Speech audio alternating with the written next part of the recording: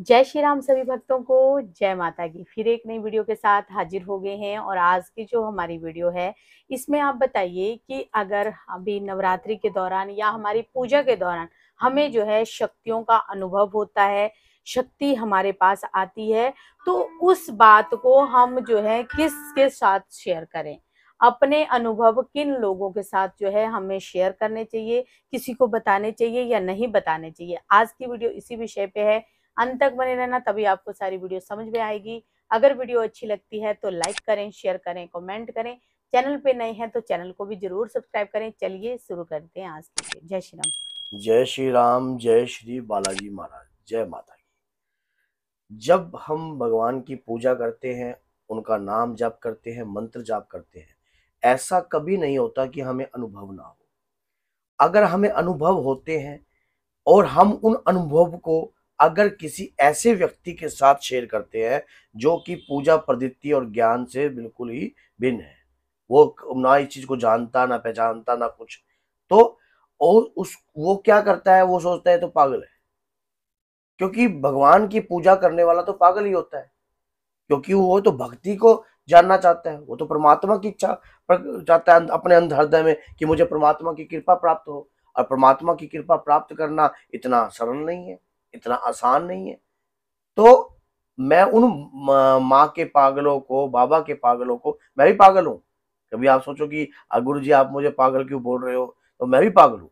जो भक्ति करते हैं हम तो माँ के बाबा के पागल ही है, उनके चरणों के धूल हैं, जो उनके प्रेम को पाने के लिए कुछ भी। अब इस नवरात्रि के दौरान या पूजा के दौरान अगर हमें कुछ अनुभव होते हैं, तो उन अनुभवों का हमने मजाक नहीं बनवाना है। कई बार हम कहते हैं किसी को कि मुझे रात को स्वप्न आता है, स्वप्न में माँ दुर्गा मेरे को सिर पर हाथ फेरती है। अगर आप किसी ऐसे व्यक्ति को बताओगे जिसको जो कोई पूजा नहीं करता, पाठ नहीं करता या कुछ जानता नहीं है पूजा के बारे में, तो वो इस चीज का अंदर अंदर मजाक सोचेगा। हमें अपने अनुभव को शेयर नहीं करना चाहिए, हर किसी से नहीं बताना चाहिए। अगर आपके गुरु हैं तो आप अपने गुरु से बता सकते हो, या फिर आप अगर आपकी किसी एक पर्सन से, जो आप ये लगा लो कि अगर आपकी माता है तो माता से भी बता सकते हो। अगर वो कोई पूजा को समझे, अगर आपकी पूजा को, आपकी भक्ति को अगर कोई समझता है, तो उसी को ही समझाने की कोशिश कीजिए। क्योंकि अनुभव तो भैया होंगे होंगे, इसमें कोई बुराई नहीं है, इसमें सच्चाई है। अगर आप माँ की पूजा करोगे, बाबा की पूजा करोगे, तो आपको अनुभव होंगे ही होंगे। अनुभव हमें भी होते हैं, अनुभव आपको भी होंगे। क्योंकि जो ये संसार में जो शक्ति है वो एक व्यक्ति के लिए नहीं है, समस्त देवी देवताओं की शक्ति सभी भक्तों के लिए है। और जिस भी आप जो भी अपने इष्ट देव की आराधना करता है, सच्चे मन से करता है, उन्हें मनाता है, तो उन्हें अनुभव होते ही है। और दूसरी बात ये होती है, अनुभव को आप स्वयं माँ के साथ भी शेयर कर सकते हो।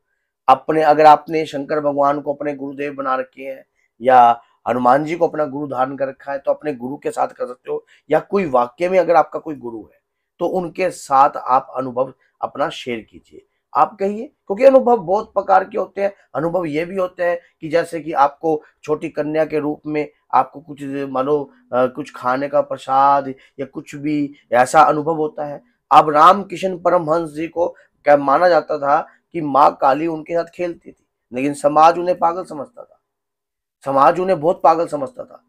जब माँ काली उनके साथ खेलती थी तो एक दिन क्या हुआ, उनकी जो शादी हो गई थी छोटी अवस्था में ही हो गई थी। उनकी पत्नी जो थी उम्र में बहुत कम थी, लेकिन जैसे ही वो बालिक हुई तो उनके साथ वो ग्रस्त जीवन में भेज दी गई। लेकिन रामकृष्ण परमहंस जी क्या करते थे, भोजन खाते थे और मंदिर में चले जाते थे। अब उनकी पत्नी इस बात को देखती, काफी वर्ष बीतते गए, जैसे ही वो नजदीक लगने की कोशिश करती, उसी समय उन्हें माता कहकर संबोधित कर देते।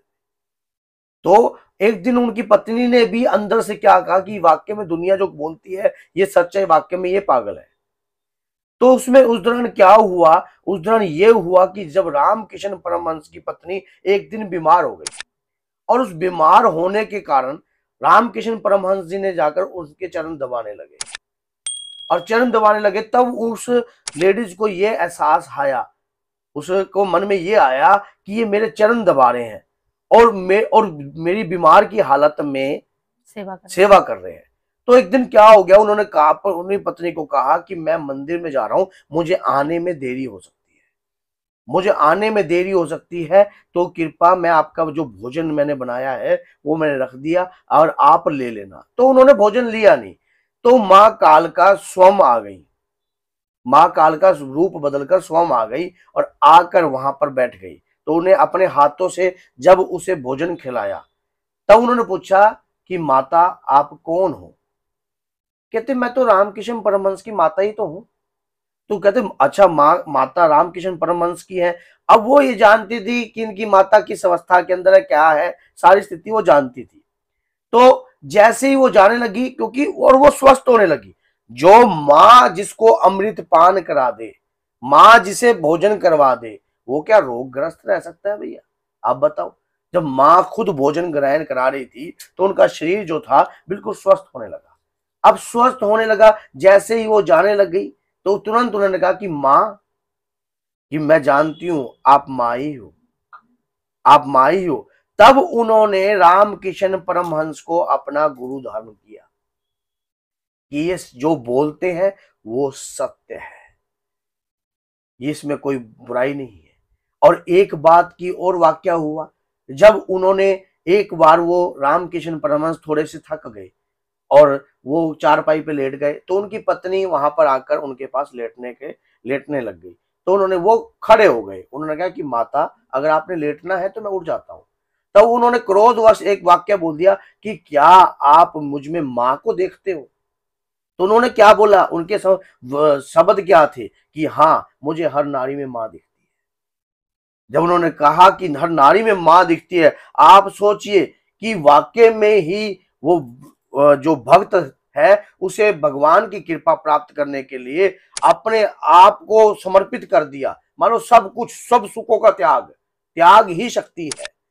और जब आपको कुछ अनुभव होता है, अगर आप उस अनुभव को शेयर करते हो किसी ऐसे व्यक्ति के साथ जो इस चीज को नहीं समझता, वो वाक्य में ही आपको पागल समझ सकता है। कई बार आपको ऐसा भी संकेत हो सकता है कि स्वप्न में माँ आपको झूला खिला रही है, आप माँ के छोटे से बच्चे बन रहे हो, आपके साथ माँ खेल रही है, या हनुमान जी आपके साथ खेल रहे हैं। ऐसा होता है, भगत के साथ भगवान जो है ऐसे प्रकार से कार्य करते हैं। ये सच्चाई है, इसमें कोई बुराई नहीं है। कई बार ऐसा भी होता है कि आप जैसे कि माँ के लिए रोते ही जाते हो, रोते ही जाते हो, रोते ही जाते हो, लोग समझते हैं पता नहीं क्यों रोता है, भगवान के सामने बैठकर रोता ही रहता है। तो कई भक्त जो हैं, इस जो लोग हैं इस बात को नहीं समझ पाएंगे। तो आप अपने अनुभव जो है अपने गुरु से शेयर कर सकते हो, अपनी स्वयं माता से शेयर कर सकते हो अगर वो भक्ति करती हैं, या फिर आप उस अनुभव को अपने अंदर ही रख सकते हो। क्योंकि ये जो आभूषण है ना, किसी के साथ बांटने के लिए नहीं है, ये यही आपके आभूषण है, असली आभूषण यही है जो आपको भक्ति के रूप में प्राप्त हुए हैं।